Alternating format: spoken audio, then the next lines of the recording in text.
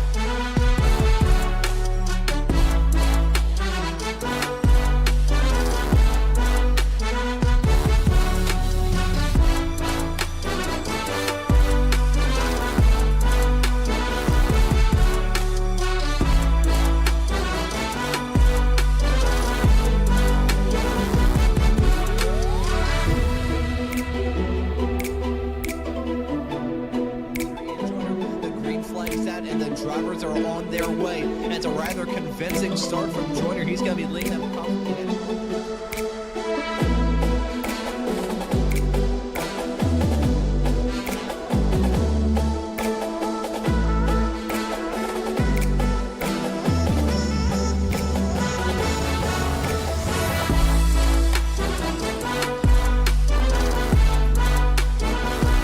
Heading through this bend, it tightens up though before they head off into turn number 8. This is going to be very close. What is it happening? Based off the fact you sound like you sat on a cold toilet seat there, Adam, but that was insane. And Kramer was mega sideways coming out of turn number 8. That one got me. That one got me.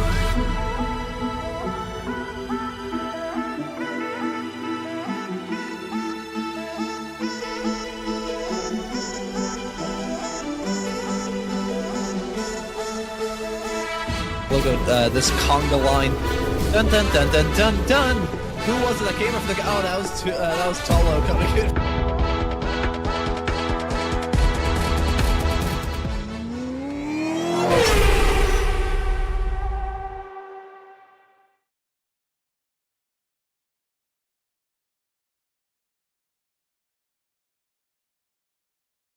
Most racing drivers don't improve because they don't know exactly what to fix. If you relate to that, this ad is for you. Because I have an online course that solves that. It's called the Motor Racing Checklist. 50 structured lessons that show you exactly how to improve your technique. You stop guessing and you start following a professional system. And if you don't improve in 28 days, you get your money back. This is how 11,000 of our student drivers make progress. Now it's your turn.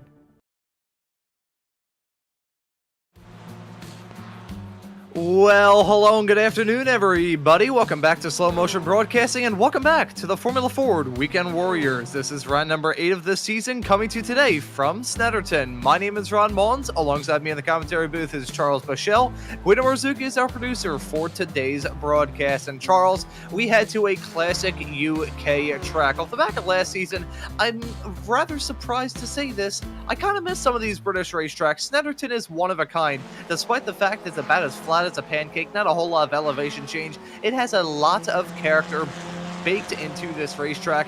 And on this 300 layout that we are running at, the longest configuration of this track, I'm expecting some pretty good racing. What would you say? Yeah, I think you're absolutely right, Ron. It's not really widely used. I mean, it gets some usage here and there. So it's not like like New Hampshire road course where you get it once in a blue moon. This track gets some usage, fairly regularly, but I do like this. It's one of my favorite tracks in Britain. It does have a lot of character. The 300 to me is a little bit long, but I'm much more partial to the 200 layout. But the 300 layout is absolutely serviceable. We're going to have a good time here today with this race.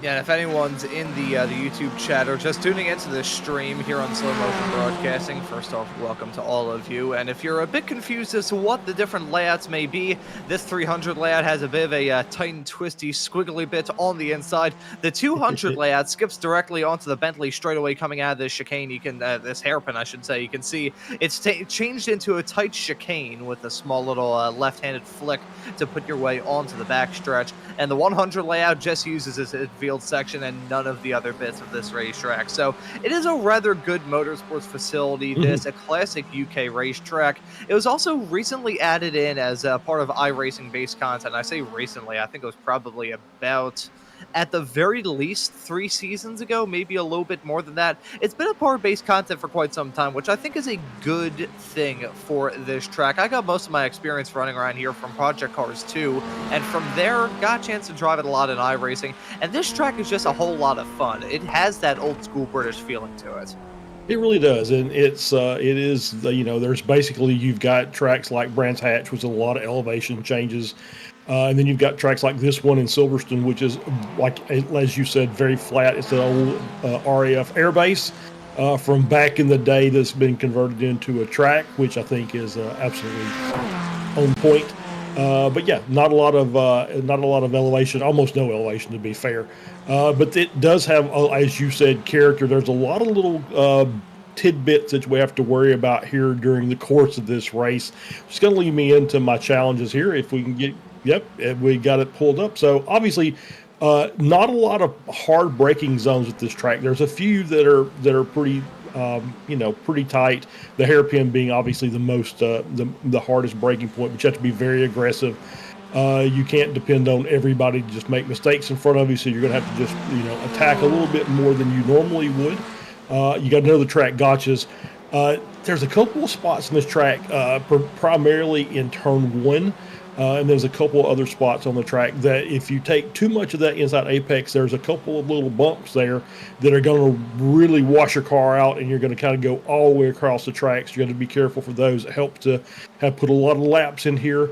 And finally, from Brundle to the bomb hole is the trouble zone on this track. That Brundle chicane, that left-hander going under the bridge once you finish the Bentley Straight is absolutely deadly if you get it wrong.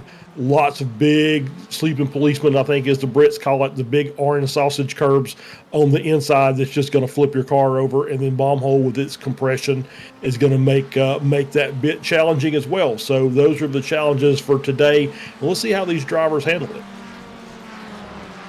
Certainly plenty of twists and turns around this racetrack, and you brought up the hard, difficult way that the turn 9 and 10 chicane of Brundle and Nelson is at the end of that Bentley straightaway. If that section was flipped, if you had turn 10 leading it to turn number 9 instead of the other way around, probably be a pretty good overtaking opportunity. You can get a move done heading off through there, but that doesn't mean it is easy. So I think as we are moving into this qualifying session, I think we'll do a nice little onboard lap with Michael McConnell on the number 62 car. Let's follow him in the draft, heading his way down into turn number 1 of Riches. You've got some fields on the outside, so go back to that old school feel of this racetrack. Go off the track, you're going to run into some corn. This is turn number 2, the hairpin of Montreal. You can see that killer curb on the inside, about as half as tall as the wheels are on these Formula Fords, so certainly want to avoid those at all costs. This is a really fun corner to try and nail down. Turn number 3 of Palmer.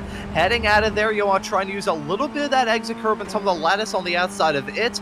Don't want to take it too careful though heading off there, because if you do, probably going to lose a bit of time down into turn number 4. Super tough corner to try and get right, as we saw from the half spin right in front of McConnell. Get a bit of oversteer heading off through there, and then following that slow corner, we've got a fast one. Turn 5, the kink of Hamilton. Got to set yourself up well on that left-hand side to head off into turn number 6 and 7. It doesn't feel like 2 corners, but it is marked as 2 of them. As you can see now, a small little flat out blast down into Williams of turn number 8, and this is a long blast. This is the longest straight line section of this racetrack, with the exception of the start-finish line. The Bentley straightaway, a fantastic overtaking opportunity if you get the braking zone right down into the trouble spot, as you mentioned earlier on, Charles. This is turn 9 of Brundle. Want to try and set yourself up well. Turn 10 of Nelson. You can see that killer curb on the inside.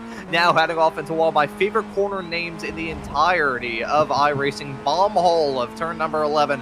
Want to bomb your way heading off through there, and this is turn 12 of Coram, where if you get it wrong, you are really going to bomb your lap. Want to keep it tight to that inside line. Try and set yourself up as well as you can into turn 13 of Murray's. Super tough to try and nail it down through there. Real tough to get a good exit, but that is a lap, part of a lap, with Michael McConnell, who decides to come down pit lane with the checkered flag out in this qualifying qualifying session. Sean Doyle is your provisional pole sitter. He's looking pretty good. Antonio Reese is your provisional pole sitter in Masters.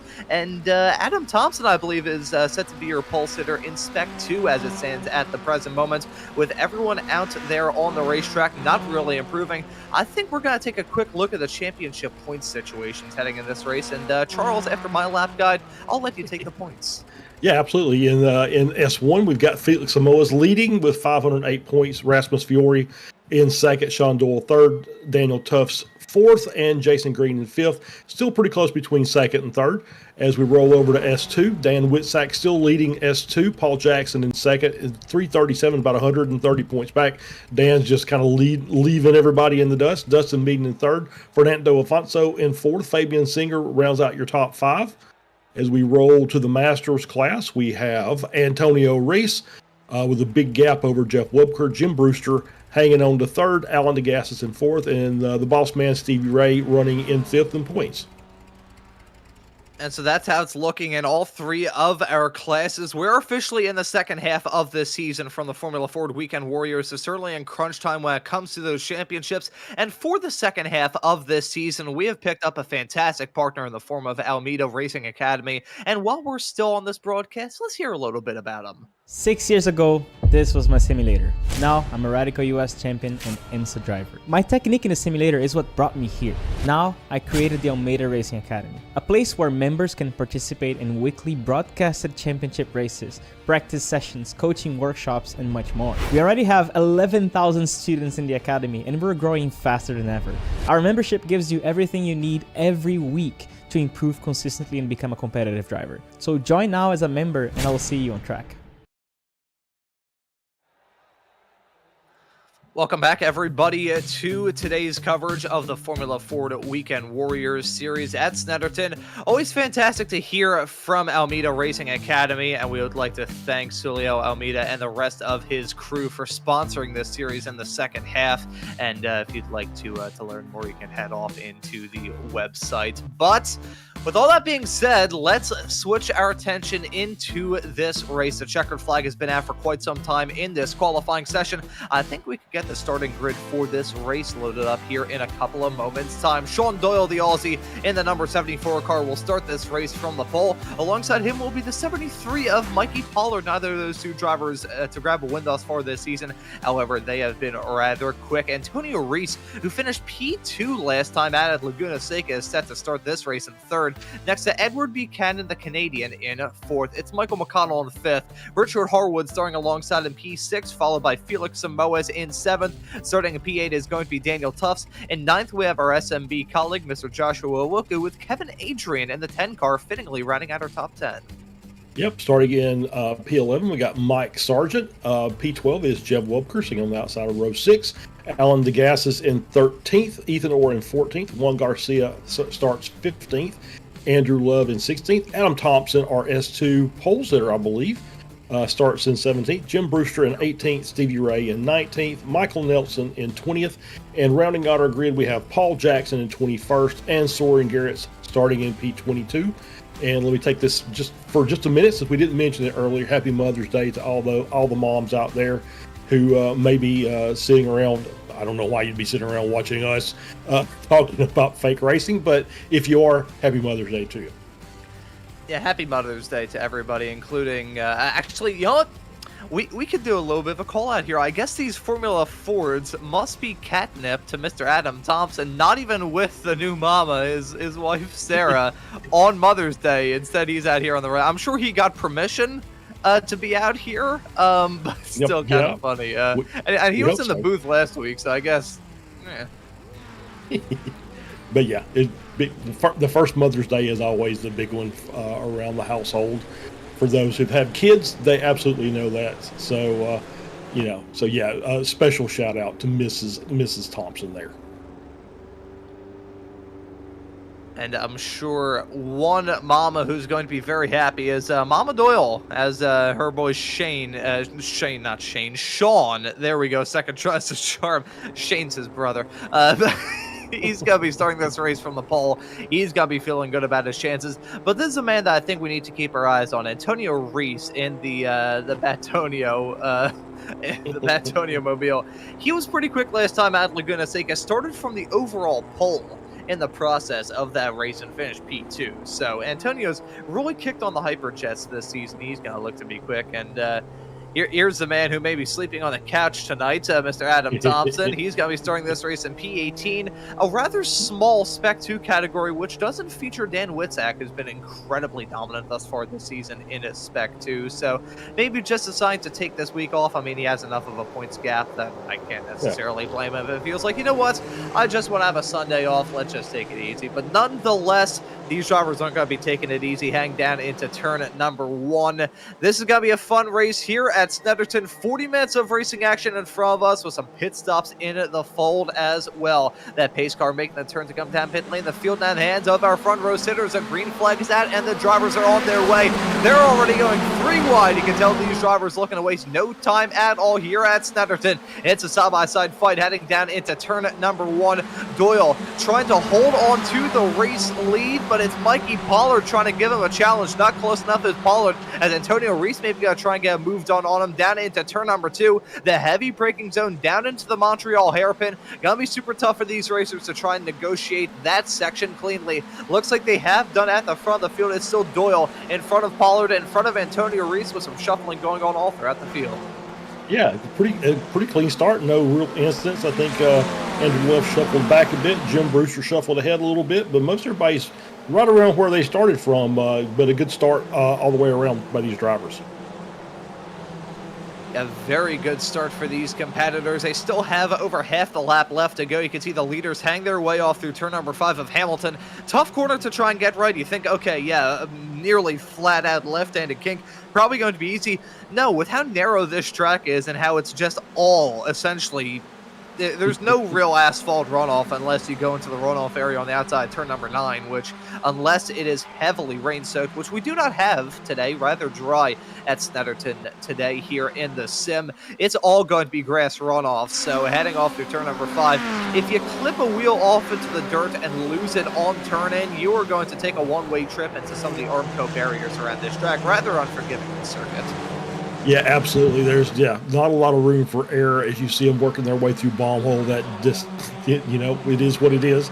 It is a bomb hole that they just put some tarmac over to get that compression zone. So far, everybody's been really just a great start, and pretty much single file line all the way back. But nobody really has fallen off the pace yet, and no real big gaps have formed. It's still pretty tight through the field.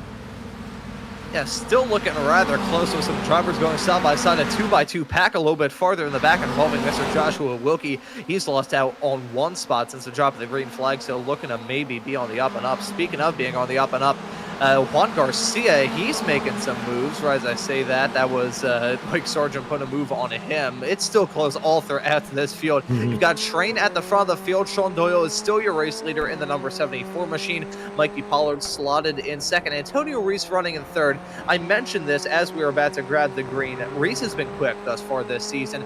And strangely enough, off the back of Season 1 of 2025, where we saw in all 3 of the Weekend Warrior series between the FBs, FFs, and SRFs, there was at least one non-Spec 1 winner in all of them. We had Spec 2 winners winning in the Formula Vs. We had Masters winners in the Spec Racer Fords and Formula Fords. Haven't seen that yet this season, so we may have to talk about that here today, as I think Michael Nelson may have had a moment heading off through the midsection of the lap. Let's take a look at this, Charles. Ooh, we got another crash, and we're just getting the replay here. That is Michael Nelson. And it was, just a little half spin there, and contact there. I believe that was Paul Jackson that made contact with him. I do see him down the bottom of the list. We do have another replay I'm sure we're going to catch here. And let's see who we got here. We got Felix Samoas kind of running in the end of the top 10 here, like let's say 8th. We'll see what we got here as we're coming through. Little lock up there, and then just a check up, and then more contact. And then people just keep piling in. So that was trying to see if that might have been. Say again. Buchanan. Okay, thank you very much. From Guido says that was Ed Buchanan. that was contact with Felix Moyes, and it's just one of those checkups because we still had a pretty tight field, not a lot of room to get out of the way, and not a lot of time to react. Yeah, really nowhere to run or hide for these racers around this circuit, and that's unfortunate for Samoa's entering this race involved in that championship discussion. So that's not going to help out his cause too much, and the number 31 still has a lot of time left to bounce his way back. But again, there's only so much time you can gain around a track like this. Sean Doyle, still your race leader. Should be noted that we have 2 retirements thus far. Actually, only 1 retirement from the looks of it. Mike Sargent has decided to call it a day in the number 88 car, so that's not going to be a good running for him off the back of a pretty good performance last time at Laguna Seca. He slid down in 20th. I believe there may have been another moment a little bit farther in the back involving Ethan Orr and Jim Brewster. And nope, it's just Ethan Orr as he was tailing Brewster. Goes a little bit sideways, heading through turn 13, and takes an extended trip off into the grass.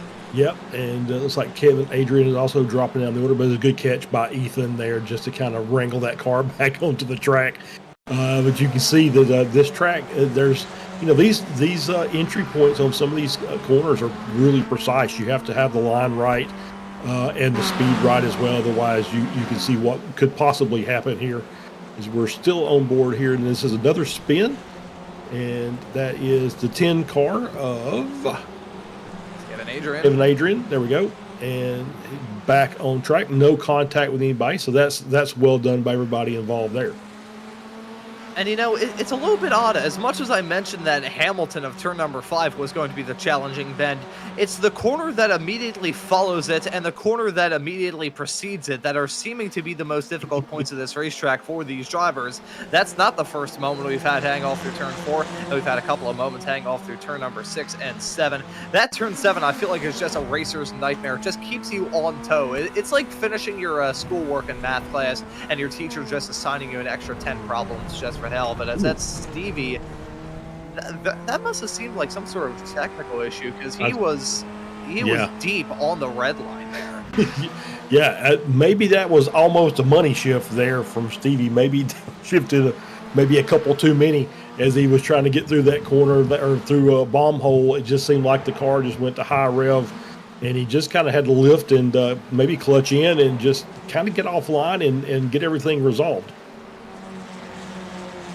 I got bad flashbacks when we look at that replay of Stevie to my my karting days. Now this can be said that Dad and I sold the kart. I like how I say this as if this is recent news. This happened back in December, so we've had it out of our hair for quite some time. The motor on that thing was from 1999, and the gearbox was also from 1999 because it's a dirt bike engine. It's all part of the same thing. So occasionally, what would happen with that kart is you would hit a particularly bad bump, which, considering we were running autocross events in mall parking lots, it stands to reason that he hit a couple of bad bumps running at some of those events. And in the process of that, it would just pop into a different gear. Sometimes it would shift up on its own, sometimes it would shift down. So if ever I was driving around and I felt like I slammed into a brick wall, that would usually be the problem, and the motor would be screaming in agony afterwards. So thankfully that doesn't happen too much in the sim, as side-by-side racing going on involving Richard Harwood and Michael McConnell down into turn number 10, and they nearly came to blows. As much as those corners are difficult, the braking zone down to turn 10 is super risky as well. Yeah, absolutely. It's some still good battle here in P4. They've kind of getting gapped a bit by the front runners there, but there's still a nice battle. And it's still there's another couple of cars back in the back, hoping these guys go side by side. They get a chance to close that gap a bit. But yeah, these top 3 have kind of checked out on the rest of the field. And Antonio raced there with the fastest lap of the race so far, 158.219. So he's having himself quite a day. And we talked to him a couple of races ago during an interview, and he said that he's kind of just not raced the spec racer, the second race that you're going to get today. And he's just kind of focused in on the Formula Fords, and it's absolutely paying dividends for him. He's been just up the top of the field, almost race in, race out. Yeah, Antonio just switched his attention to exclusively running in the FFs, at least for this season, and it has really played off in spades. He's been quick in the 914, and have a feeling that pace will continue through the final 4 weeks of this season after this race meeting here at Snetterton. Looking pretty good for him, slotted in third right at the tail of that pack, and probably getting some pretty good fuel numbers and all that as well. Meanwhile, a little bit farther behind, we've got a bit of a hornet's nest forming for the final spots inside the top 5 and some of the last few inside the top 10. The list continues on with Daniel Tufts. Oh, contact! Down into turn number 6. That's Josh Wilkie and Richard Harwood coming to blows. And here is Juan Garcia looking to pick off the move. The 32 and the 23 side by side through turn number 8. And look at all of that. Alan DeGassis maybe going to get a move done. He's your current second place runner of the Masters competitor. But that was a big one down to turn number 6. We'll talk about that in a couple of moments. Meanwhile, side by side, Garcia with the run down the Bentley straightaway off into turn number 9, and he gets that move done to jump his way up to P6. Yeah, that was a pretty significant whack there by Wilkie, as we're going to get the replay here, and we see that Valvoline liveried car, and it's just, I don't know, maybe just they checked up more than Josh. I've absolutely thought they were going to, for sure. I'm not sure if Josh quite reacted quick enough to prevent that. Obviously, the contact was made. Oh, Sean Doyle's outside the top 3. He's dropped down to 4th. There you can see him. Right as I was talking about this race really starting to heat up. Look at what we've got here. The at 1 point race leader and your pole sitter coming into this race, running into some difficulties. Let's see how it happened. Down into turn number 10, and he just lost it. He clipped the grass, I'm pretty sure, through the braking zone. Yep, absolutely, and that's the trouble zone we talked about is Brundle, Nelson, in through bomb hole, and you just maybe carry too much speed through there, maybe got offline a little bit, but absolutely cost him about 6 seconds on track, so now he's going to have to play catch up.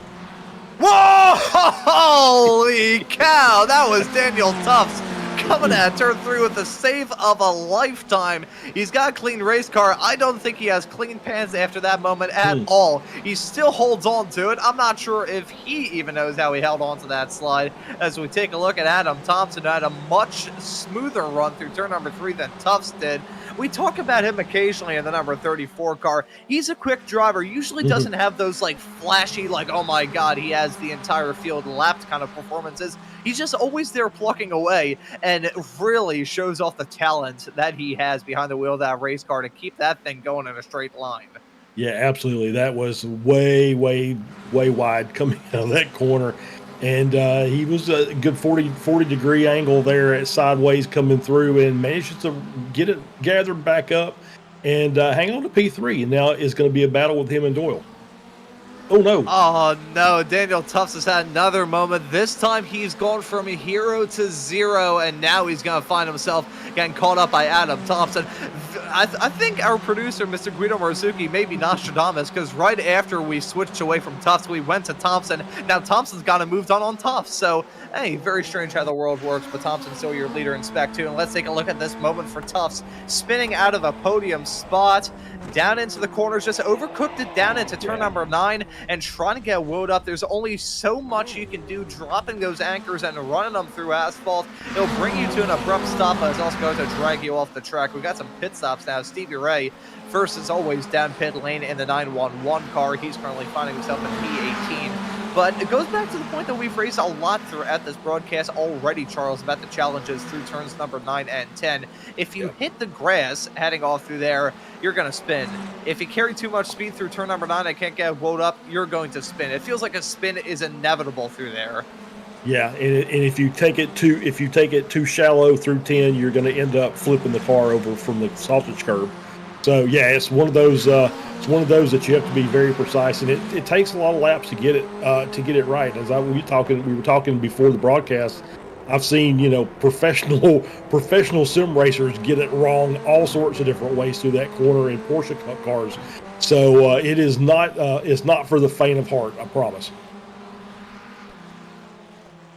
As we continue to see these drivers run around this racetrack, Mikey Pollard is your race leader in the number 73 car, and I was just going to raise this about this race up to this point.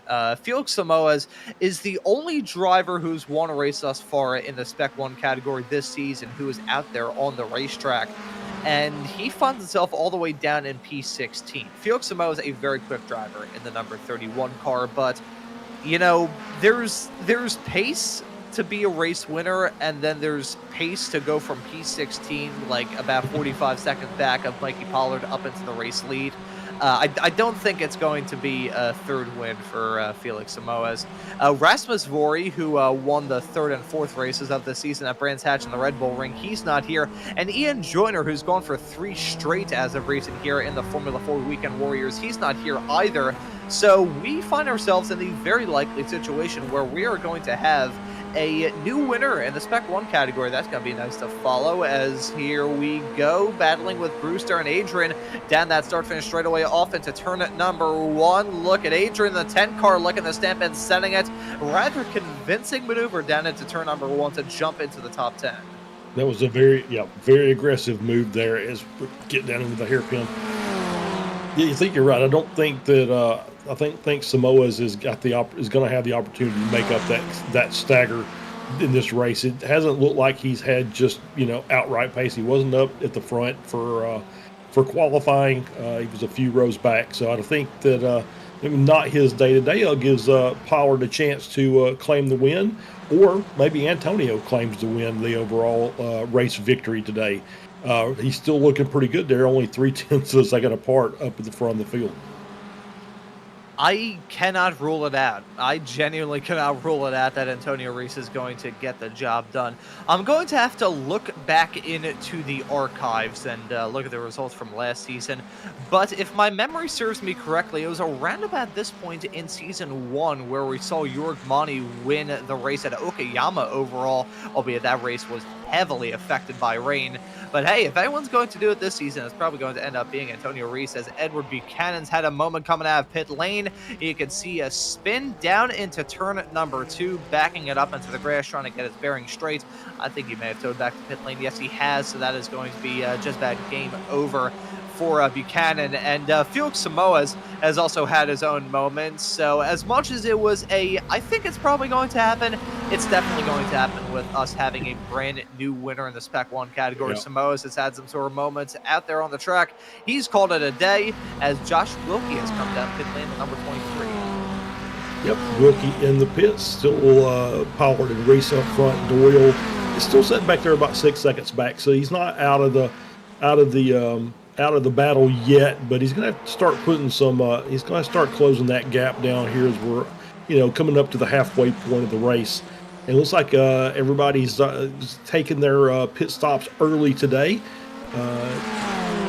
and so we're saying that Samoa has retired from the race, so he is done. So we'll have a new winner here at the front of the field today for the Spec 1 group.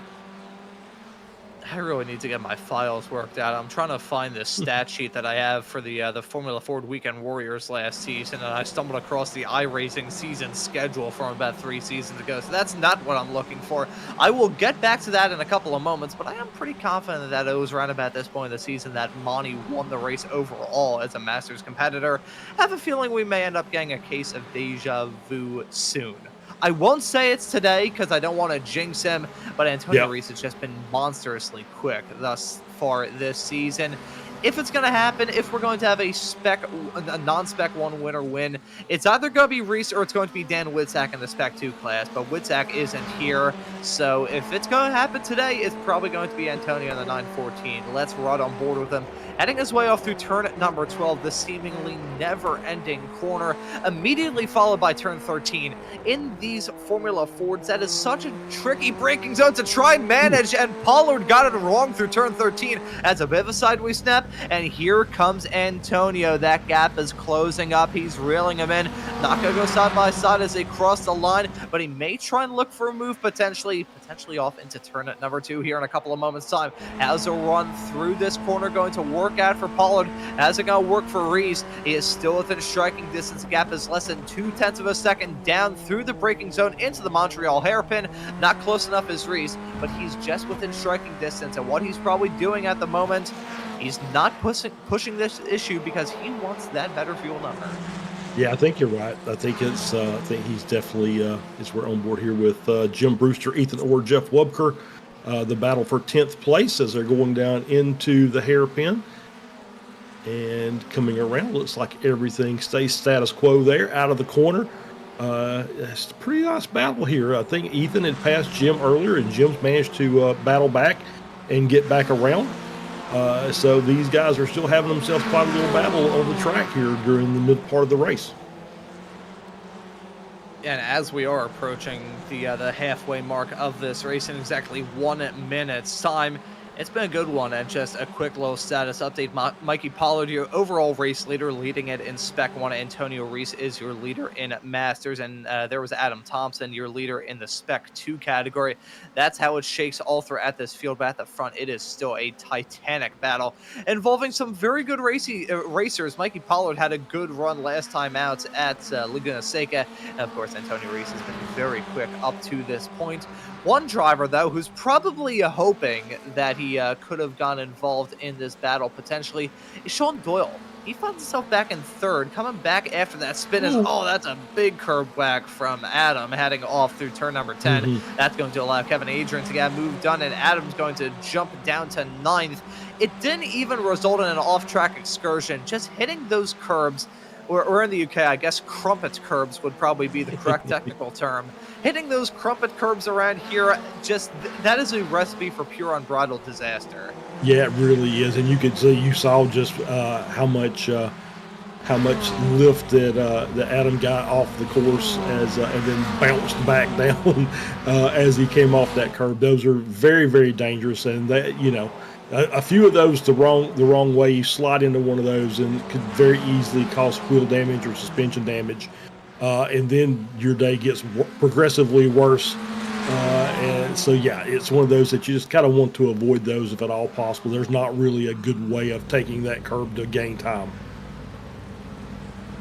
Yeah, some of the curbs around here are rather okay. Others, you don't even want to look at them, let alone touch them with a 10-foot pole. Here's some side-by-side racing involving Richard Harwood and Josh Wilkie. That's going to be Harwood getting a move done to jump his way up into P13.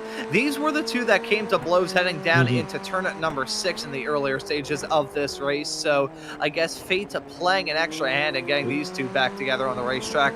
And as this is going on, Ethan Orr's had a moment of his own. He's dropped down, I think, behind Jim Brewster and Jeff Wubker. Let's take a look at this moment. This heading off through the mid-sector down into turn number 4, and he just gets too sideways and takes a one-way trip into the grass. Yeah, just too much speed into the corner, and just the rear just couldn't handle the change of direction.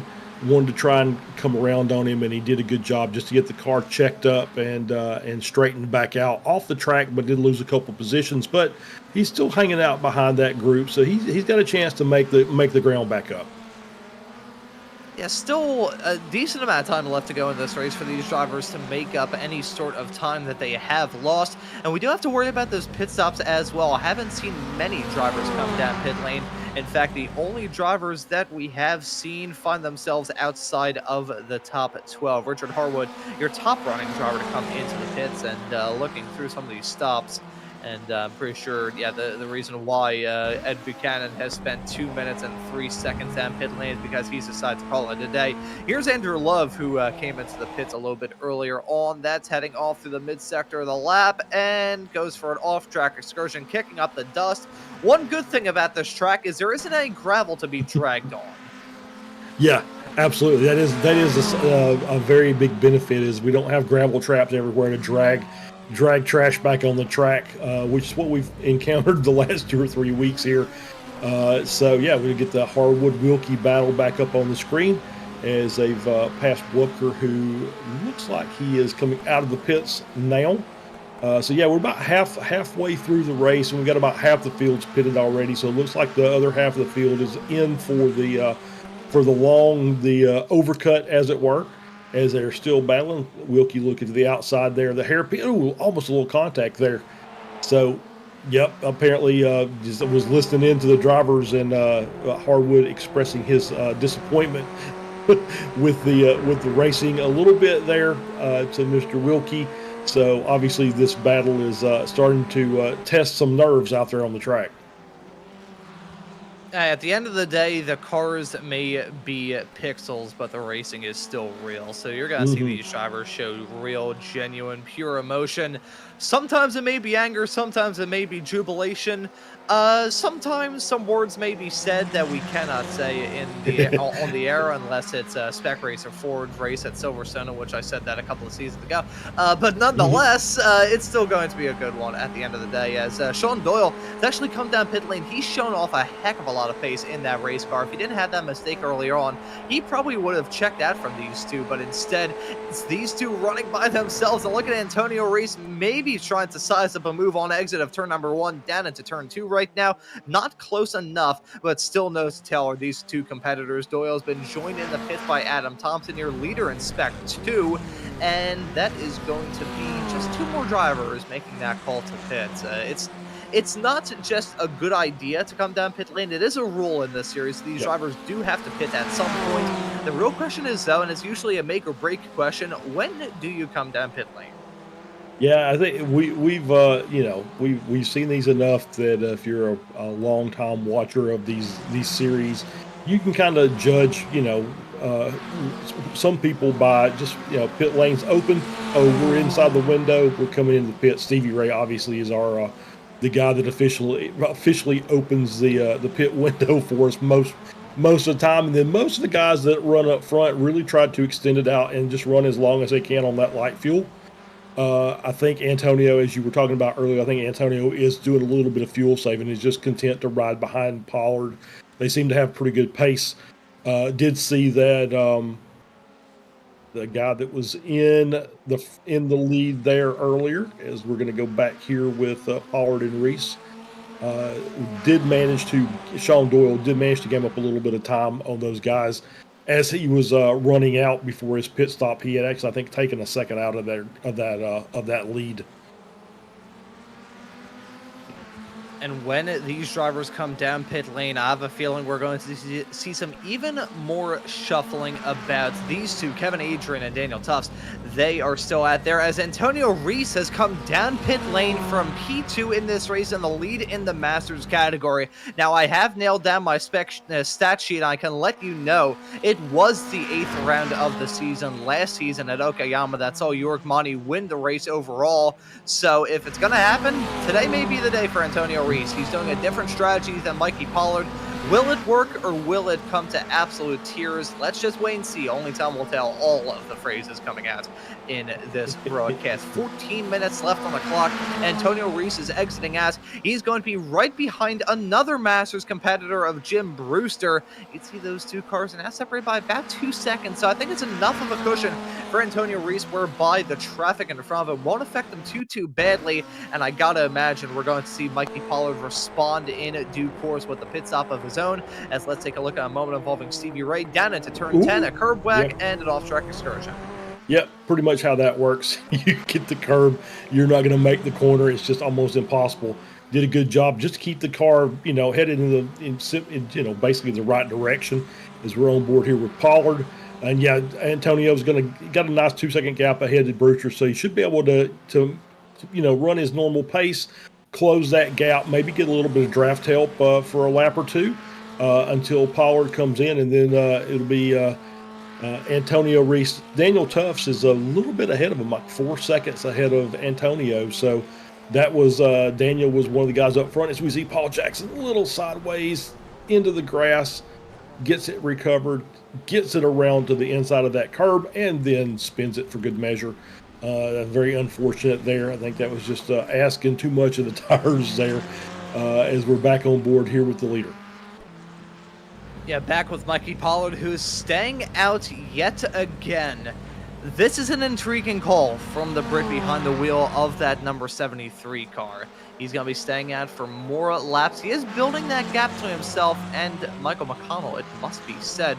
Last time by staying at 157.909, which is not terribly far off his best lap of the race. So clearly, Mikey Pollard still feeling confident in the way his race car is running. Out on the gas as Kevin Adrian have come into the pits, as that's a swapperoo between Garcia and McConnell. That could be part of the reason why that gap is ballooning out. I wonder what Antonio Reese finds himself in at the present moment. He has caught up to Jim Bruce. Brewster. It's now only a second between those two Masters competitors running in 5th and 6th. But I wonder if Antonio is tracking some okay lap times. It's looking like he's doing all right in terms of pace. But let's see, will this actually come the way of Mikey Pollard?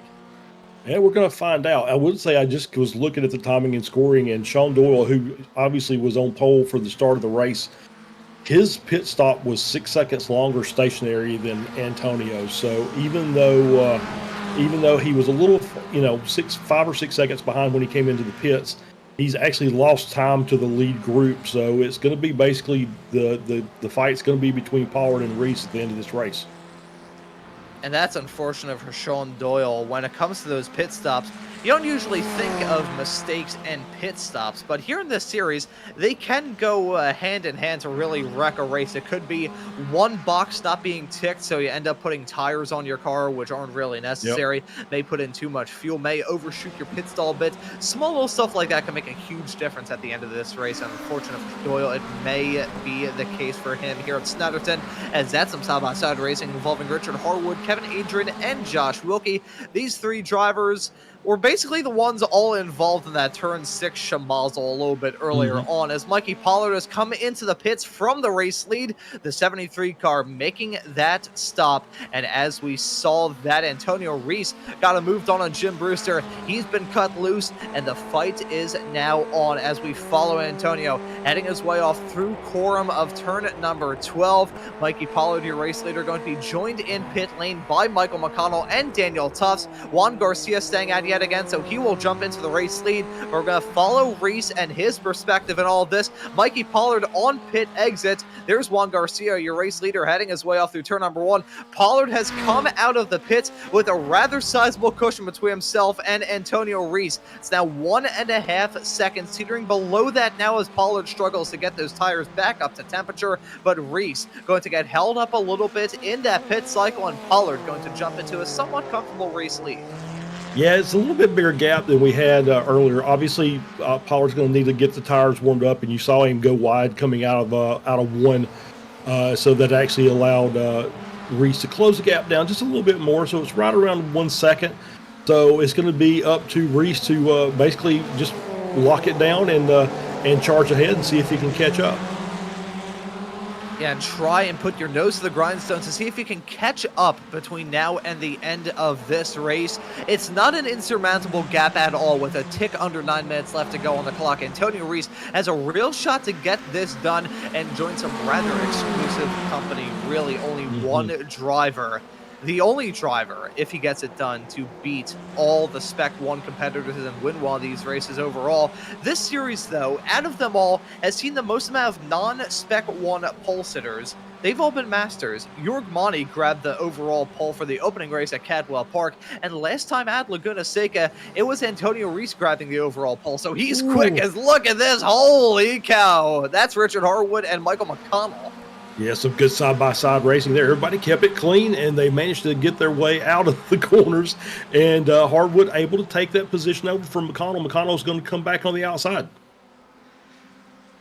Wowzers, wowzers, wowzers. This fight is still not over yet as we look. It's a 2x2 pack heading down into turn number 9. Harwood going to jump in front. Juan Garcia has come down pit lane from your overall race lead, so that is going to concede the lead of this race to Mikey Pollard, who is only 1.5 seconds in front of Antonio Reese. I was looking at that for a second. I was like, did those two maybe come to blows? No, they're still running just about as close as they ever have been, with Reese maybe losing out on a tiny bit of time on that last lap. Now 1.5 seconds, still close, as holy cow, Harwood, McConnell, Adrian, Wilkie, and now Daniel Tufts getting involved in this battle. Alan Gassis is also within striking distance as well. The entire second half of the top 5 in one camera shot. Excellent stuff here at Snetterton. Yeah, absolutely. These cars are just stuck together, and you can see they're racing hard. They're looking for any opportunity to take a position. You see the 10 car there go to the inside of the hairpin, tried to late brake on McConnell, and didn't quite get it done. I think he's going to, McConnell's going to take back on the inside, and so Adrian's going to stay in P7. Oh no, I think I'm hearing something from one of the other drivers on there. on the in the voice chat in the race. So we'll have to see if there's anything that we pick up that might have happened.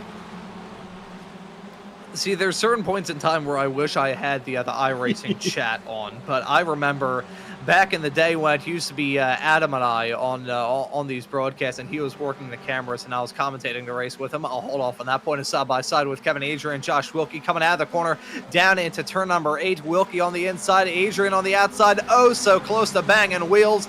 This may turn into a 3-car fight as here comes Daniel Tufts on the high side. He's going to try and get moved on, squeezing him off the track nearly as Josh Wilkie. This is nearly going to end in disaster. I don't have a good feeling about this at all. Contact being made. Huge one. Woo-hoo-hoo-hoo! Wowzers. You can tell that was tense because I sound like a tornado siren. Daniel Tufts going to try and get the 2-for-1 deal on corner exit, and he made it work. But here comes Kevin Adrian back on the inside line heading down into Coram. Holy Lord.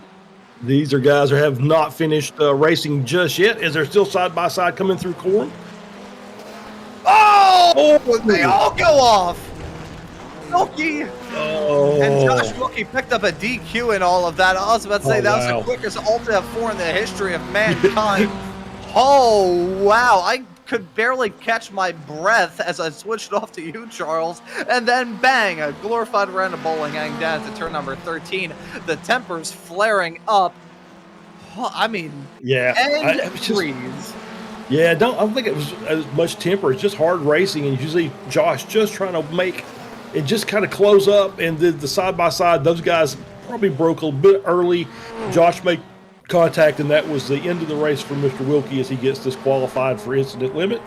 And so we're going to get a replay here looking behind. Yeah, I think those guys knew they were going to the corner too wide, probably broke a little early to make sure they were going to give each other some racing room and get through safely. And Josh just closed up too much, to be fair. Yeah, did not drop the anchor sufficiently heading off through there at all. And, wow, I mean, that may have been some of the most I mean, it obviously ended in pure unbridled total disaster down until lucky number turn 13 of all places for it to end. But, wow. I should note in all of that, the gap between Mikey Pollard and Antonio Reese has ballooned out to 3.2 seconds. So maybe Mikey Pollard's win for the taking here at Snetterton. As we're going to take a look at a moment, maybe involving Jim Brewster down into the corner. And yeah, you can see some drivers running wide. Brewster runs wide, hits the dirt, and a very well-held slide, it must be said, coming out of the final corner. Yeah, Jim did a good job with that. You could see just trying to keep on the throttle, and once he kind of rejoined onto the racing surface, car kind of careened off across, and he had to gather it back up again, but well done by Jim. Yeah, well done to him. Well done to all these drivers. You know, outside of that incident we saw down to turn number 13 a couple of moments ago, it has been a clean race here at Snetterton, which is a bit surprising considering the nature of this track. 13 turns baked into this 3-mile-long layout. That doesn't really give any opportunity to breathe, if you're being completely honest, outside of the start-finish straightaway and the Bentley straight, which make up, I would say, probably about a fifth of the length of this track, probably even a little bit more than that. It's just turning. Feels cold. This track would be an Arctic Turn's favorite racetrack. Yeah, it's we're on here with a replay with McConnell. Is that Adrian, I believe, or is Hardwood? No, it's McConnell getting by Hardwood there. Yep. And, you can just see, Hardwood had to check up there. McConnell on the inside line took a very narrow entry. Had to slow it down a little more than Hardwood was expecting, but good job by Hardwood to catch the car and brake and not make contact with McConnell, and that is P4 and P5. As we still see these drivers go side by side, even right towards the fall of the checkered flag in this race coming up in less than 2.5 minutes time. It has been a barn burner here at Snetterton, and hopefully all of you tuning into this broadcast here in Slow Motion Broadcasting today have enjoyed the racing and me blowing my vocal cords out. That may have been the most out of breath I've ever been after a call, as we saw that battle heading off to the final half of the lap, some laps ago. For the field, though, Mikey Pollard is going to be taking 2 to go this time by, and for him, it's going to be a rather momentous first win. He started up towards the front, jumped into the race lead after a mistake from Sean Doyle, and ever since then, he has not looked back. Yeah, he's having a great run, and yeah, just he's managed to just extend that lead since his pit stop, and he's done a great job. Hasn't put a foot wrong, and that's what you need to do on a track like this. Yeah, just keep your nose to the grindstone, run strong, and not really get caught up in the red mist, as we've seen. It's very easy to have that go on. There is no point of reprieve. We talk about the challenges of running around this racetrack, and usually in real life, if we were talking about all the twists and turns around here, we'd probably have to talk about the physical challenge of it. It can be mentally exhausting for a driver in the sim, just always constantly turning. These 40-minute long races aren't exactly short. They're not like 24-hour long races by any means, but that is still there's a lot of things that these drivers have to compartmentalize when it comes to doing well in one of these events, and just putting sort of like bad moments a little bit earlier on, putting that stuff behind you, not getting caught up in the drama and smoke of a real intense battle is part of the reason why we see these drivers either drop back or just have a quiet, calm race up at the front. Yeah, exactly right. This is one of those tracks you really can't you don't have a lot of time for breathing. You got the two straightaways, but everything else is really fast corners that you have to be pretty precise with. And we saw that battle earlier with Steve Ray and Mr. Brewster. That's heating up there. There's only 2/10 between those two. We'll see if anything comes of that as we're on board here with McConnell and Harwood still battling for that P4 position. And now we move back to our race leader, going to be taking the white flag. But I believe he may. Is he going to be taking that the white checkered? flag? Did he take it easy? I think he may be taking the checkered for Mikey Pollard. Wow. Yes, he has done. Mikey Pollard is your race winner at the end of it all. That was very close. We talk about these close quarters finishes in this series, and I think that's going to be good news for some of these drivers that may have been cutting it a bit close on fuel, but Mikey Pollard is your winner. Antonio Reese wins it in the Masters category. This fight involving McConnell and Harwood going to result in Richard Harwood rounding out your top 4 and McConnell rounding out your top 5. You can see those two cars about to cross the line here in a couple of moments' time. Waiting now for Adam Thompson to win it in the Spec 2 category, and that is going to be the checkered flag for him. There we can see it as a photo finish right at the line between Wubker and Adrian. Wowzers. That was Wubker saying his best lap of the race last time by to just barely get the nose out in front of Adrian. 17 thousandths of a second at the line after over 40 minutes of racing action involving those two competitors. Hey, as much as this series produces some awesome racing, it can produce some fantastic finishes as well. But Mikey Pollard grabbing his first win this season in the Spec 1 category. Bravo to Mikey. That was a pretty good drive. That was a really good drive. That was well done. He just stayed up there. Like I said, didn't put a foot wrong. Didn't really make any mistakes. That's what kind of called the other guy out from the front of the field, Mr. Doyle. And, Antonio did a good job up until his pit stop, and just for whatever reason did not have the legs to finish it off. Maybe, I'm looking at the time. It's a little bit longer a pit stop for Antonio than Mikey, but it wasn't really that much in it, 0.3 of a second.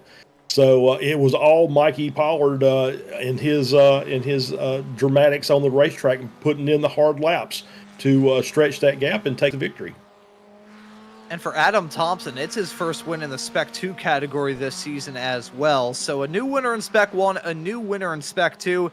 And for Antonio Reese, is going to be his second straight victory, his 4th thus far this season, and his second straight runners-up result at the end of it all as well. So probably going to be happy with another win in Masters, but it could have been a little bit more if he just had a bit of luck go his way. But for Mikey Pollard in the number 73 car, it is the victory, his first this season. That makes it now the 4th winner in Spec 1 here in season number 2 of 2025 here from the Formula Ford Weekend Warriors. That's the racing action. I wonder if we are going to see any sort of jumping. I'm not sure if we will, because Jason Green isn't out here on the racetrack. So I think we're going to take a quick look at the results at the end of all of this. What a race at Snetterton. At the end of it it all, though. Mikey Pollard is your race winner.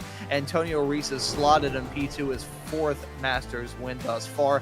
Sean Doyle rounds out your podium in 3rd, albeit he probably hoped for a bit more out of this race too. We have Richard Harwood finishing in 4th, Michael McConnell in P5. We have Alan DeGassis in 6th, Adam Thompson, your winner in Spec 2, finishing in 7th, Jeff Blubker in P8, Kevin Adrian in 9th, with Ethan Orr rounding out our top 10.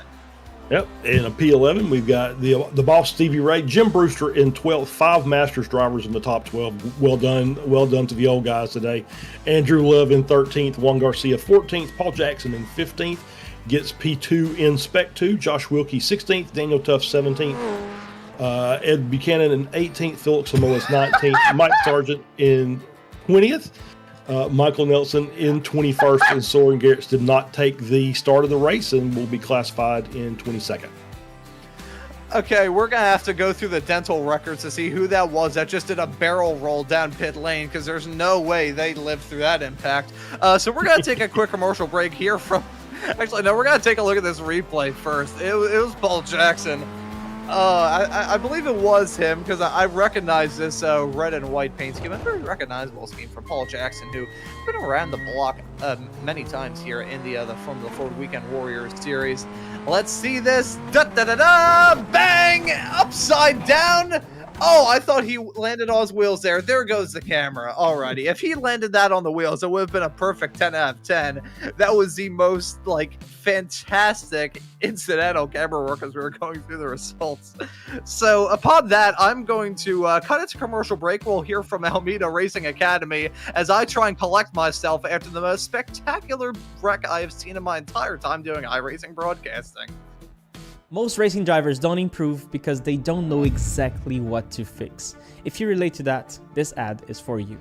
Because I have an online course that solves that. It's called the Motor Race Checklist. 50 structured lessons that show you exactly how to improve your technique. You stop guessing and you start following a professional system. And if you don't improve in 28 days, you get your money back. This is how 11,000 of our student drivers make progress. Now it's your turn.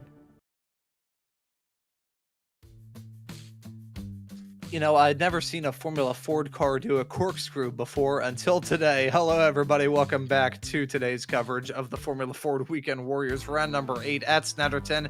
We just went through the results. We just saw a barn burner of a race. We got some drivers looking to have a chat with us. Charles, I will let you take first dibs on the first interview of the day. Who do you want to have a chat with?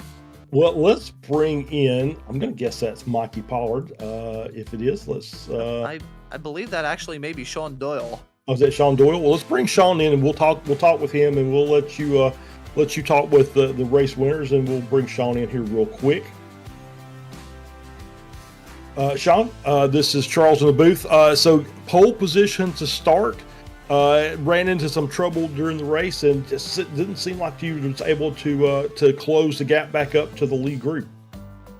No, once I had that spin, boys, I was trying my hardest to catch back up, but I thought, nah, may as well just keep it on the road, on the surface, and get a position. Yeah, absolutely. How much work did you put into kind of prepping for this race? Because Snetterton's not one of those that is used a whole lot in our racing. So, did you put in some extra time just kind of get familiar with this track layout? I put in probably 20 minutes the other day, and just bit of practice. Yeah. I've done this track a fair few times in the Formula Ford, so okay, it was worked out pretty good. Yeah, absolutely. So let me see what we've got next week. I hate to have to look things up while we're on the air here. We got next week. I think we do have another Silverstone National next week. So what do you think about that as far as your chances? No, that's another track I like. Okay, there you go. Well, Sean, congrats! You did get a third place out of this, so we'll let you give any thanks or shout outs, and let you get on your way and celebrate. Cheers, boys. Thank you, all you guys, the league. I'd also like to Vermilion Motorsports and White Knuckle Sim Racing. Cheers, boys. All right, thank you, Sean. Congratulations. Cheers, mate. And that right there was Sean Doyle, your P3 finisher at the end of this race. And We haven't been able to get the catnip out of the booth, so we now have Adam joining us here in the commentary booth. Adam, welcome back in after commentating the race last week at Laguna Seca. Do you have anything to say after that race, or you got to take a leaflet out of my book? Yeehaw, brother. That's all I'm going to say. That was an absolutely insane race at the beginning, just trying to keep it clean. And I definitely wasn't the fastest person out there, clearly, but yeah, there was a lot of spots to make a lot of mistakes, and that's what I capitalized on. I pulled a book out of Guido Marzucchi's book, actually, just kind of sitting back there, just hanging out. It worked.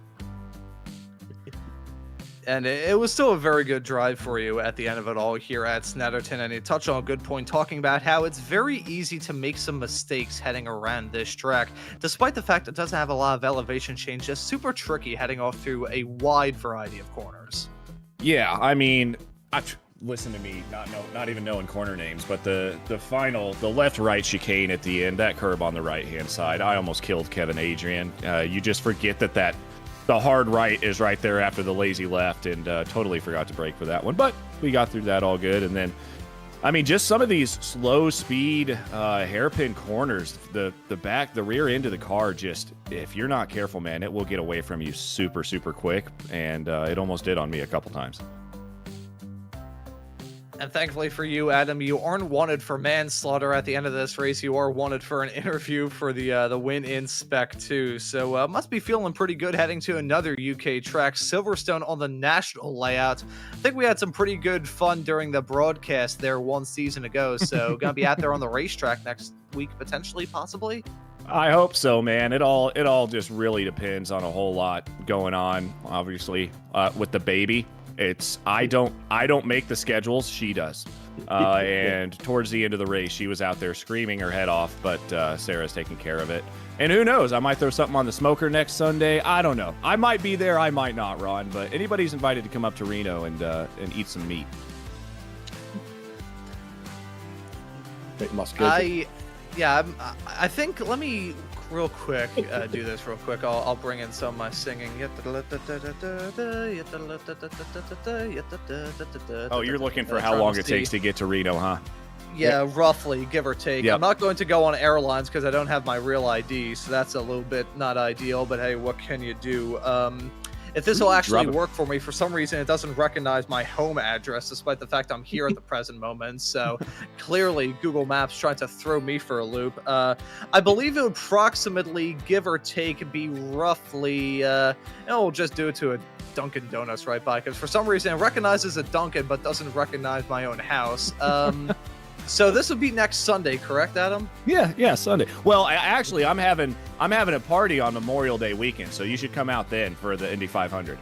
Gotcha. Yeah, I'm not sure if I'm going to be in the broadcast booth for not this upcoming Sunday, but the Sunday after. I love the Weekend Warriors, but I quite like to have a life. 38-hour drive, so I will see you in approximately quite some time, Adam. So I may have to go out there for some of the smoked meats. It sounds like Michelle is already on board, so you're going to have a co-pilot with you, and you guys can switch off driving roles, and I'll see you guys out here on Sunday, May 25th, and you can watch the race from the comfort of my living room and eat a tri-tip and some ribs. Ron, come on, man. You know you want to. Jeez. Yeah, see, now that I'm out of the race car, now that I'm out of the go-kart, I don't need to fit my fat ass into a suit, so I can actually eat all I want. So that's pretty good. I think if I leave now in my 95 horsepower 1985 Oldsmobile Cutlass, I'd probably be able to get there in Reno by mid-February. It wouldn't make it out of Philly. Yeah, that's fair, actually. Very good point that you raise. So, Adam, we'll let you go and celebrate the Spec 2 win. Is there anybody you want to give a thanks to or shout out? Yeah, first and foremost, guys, it is May 11th. And I want to give a huge shout out to all the moms out there. Happy Mother's Day to everybody. I obviously wouldn't be here if it wasn't for my mom, and now my wife is also a mom, and it's crazy to see, how what they go through, to raise a child. And I never really understood it, and I have more respect for my mom now than ever after watching my wife have to raise a baby. So absolute massive shout out to all the moms. You guys run this world, and I dare anybody to tell me any differently. And also, shout out to you, Charles, and Guido and Ron. Obviously, it's good to see you back in the booth for the Formula Fords. I know you probably do a much better job than I always did or will do, Charles. So glad to see you in here. And yeah, to all the people in slow motion broadcasting, Mr. Wilkie, taking it over and doing things that I could never have done with it. So cool to see where SMB's going. And shout out to the Weekend Warriors, Stevie Ray. I already shouted out the moms, but another shout out to Michelle Lynn and yeah, slow motion racing as well. We ran our Indy 500 race. I ran 3 of them. I think most of us ran 3 of them. I don't know if any of us podiumed. It doesn't sound like we did, but we had a lot of fun doing it, and we're gonna, yeah. So we're gonna do it again next weekend, and hopefully get some better results there. But yeah, it's pretty cool to see that slow motion racing team and all the liveries and stuff. And go check out Jake Schilling's stream as well. He streamed it. He's a new YouTube streamer, and he's learning a lot of things. But he streamed a couple of his splits. So just Jake Schilling on YouTube. And I'm gonna keep talking if you don't get me out of here, guys. You see, I was saying right as we dragged you in that we haven't gotten rid of all the catnip that he left here in the booth, so that's part of the reason why we had you in. But Adam, thanks for joining us. Always good to have a chat with you, and I will see you in like middle February when I finally make it out to Reno. All right. Yep. Sounds good. February of next year.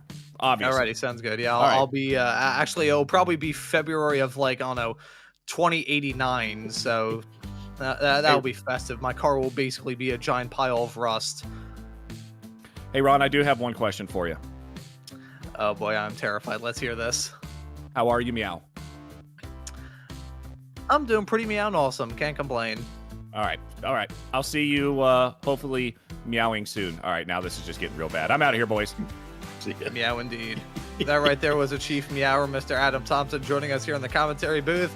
And as I go and grab myself some Excedrin, Charles, I will let you have a chat with Antonio Rees, our P2 finisher. Absolutely. Let's bring Antonio in here. Antonio, P2 overall Masters class win. Obviously, 5 Masters drivers in the top 12 today. But you had a really good run. Was up front pretty much the entire day. Looks like maybe didn't quite have the pace there at the end, but otherwise, fantastic drive by you. Good night. Thank you. Yeah, it was no pace for me at the end of the race. I was losing. But yeah, I could keep behind the winner. I don't remember his name. I'm sorry. And I could keep behind him, keeping the draft still alive for many laps. I was thinking to overcut on the pit, so I pit earlier a little bit, but didn't work. But anyway, he would catch me even if I could do that. Well, yeah. Sorry. Go ahead. No, go ahead. Oh, I already forget what I was saying. Well, Antonio, once again, it was a great run today. I mean, like I said, you showed why you deserve to be up at the front of the field. Thank you. you. Had a really good pace. Next week, we've got the Silverstone National layout. So what are your thoughts about that? I'm okay. I like small tracks for this car. I think they suit well this car. So I'm quite happy with the track. I don't know if I can do a good race or not, but at least I think the small tracks are good for these cars. Yeah, absolutely. I agree. I told them that at the beginning of the broadcast, as far as Snetterton goes, I like the track. I much prefer the 200 over the 300 layout. I just think that it would have suited the car better, but we got a good race out of it anyway. There was battles all over the track. You guys did a great job, and so we'll look forward to seeing you next week. We'll let you go ahead and give any thanks or shout outs, and we'll let you go celebrate your Masters class win. Yeah, thanks to you guys for having me and for the broadcast. It's always a great service you're providing. And for the sponsors, I think Almeida, right? I'm not wrong with absolutely, that. Yep. Yeah. And then also for Steve Ray. Stevie, if you listen, hey man, congrats. This league is going for a long time and it's all good. And as well for the viewers on the YouTube and for the drivers, of course. The drivers, as Steve Ray always say, are the drivers who make the league great. So thanks for all the drivers as well. There you go. Antonio, thank you, and we'll see you next week. Yeah, see you next week. Thanks for having me again, and bye-bye. See you next time. Take care. And that right there was Antonio Reese, your P2 finisher at the end of this race here at Snetterton. Oh, so close to getting it done. Have a feeling it's going to happen at some point in the not too far off future. Antonio's just been super, super quick. Who knows? Maybe it can happen next week for the Formula Ford Weekend Warriors Silverstone on the national layout, Charles. That's a rather interesting track, and I think we're going to get an interesting race out of it too. I think so. Yeah, it's the national layout. There's a couple of corners that are really that are kind of different than the what we would see at a Grand Prix weekend. Just the way the track's configured, it makes the draft very influential in the race. You may see that big 12 car draft that we had at the start of the race. That may last for quite a while next week. I don't know that we're going to have anybody just going to be able to just jump out and take a commanding victory. So I'm looking for really tight racing again. And really looking forward to the rest of the racing action here on Slow Motion Broadcasting. It simply does not stop. We've got action on Wednesdays, Thursdays, Saturdays, Sundays. Hopefully we'll have some every single day of the week at some point. And even on those days that we don't have racing action here on Slow Motion Broadcasting, happy to take a look at some of the videos and some of the YouTube shorts that we have posted on this channel as well. Pretty nice goal that I have to get a YouTube short up to 2,000 views. Some of those shorts that you see here on SMB are made by yours truly, so there you go. That gives it a nice little bit of extra spice for some of those YouTube shorts if you enjoy tuning into some of those. And speaking of tuning in, how about you tune in a little bit later on this afternoon, starting up in less than an hour's time. The Spec Racer Fords running at Maunz Panorama. That is going to be a good one at Bathurst. I had it wrong. It's the second most viewed Spec Racer Ford Weekend Warriors show in the history of slow motion broadcasting. Only usurped by Summit Point last season, but that is still an absolutely brilliant racetrack. Those cars are going to look to have some fun there with some nice drafting, and hopefully all of you will be able to tune into that broadcast later on this afternoon. But as for this broadcast today for round number 8 of the Formula Ford Weekend Warriors at Snetterton, that will just about do it. So for myself, Ron Maunz, Charles Boshell joining me in the commentary booth, and Guido Marzucchi doing a wonderful job working all the cameras and the graphics in the virtual production hauler, I say thank you all so very much for watching this broadcast on Slow Motion Broadcasting today, and we hope to see you all for that Spec Racer Ford race coming up later on this afternoon.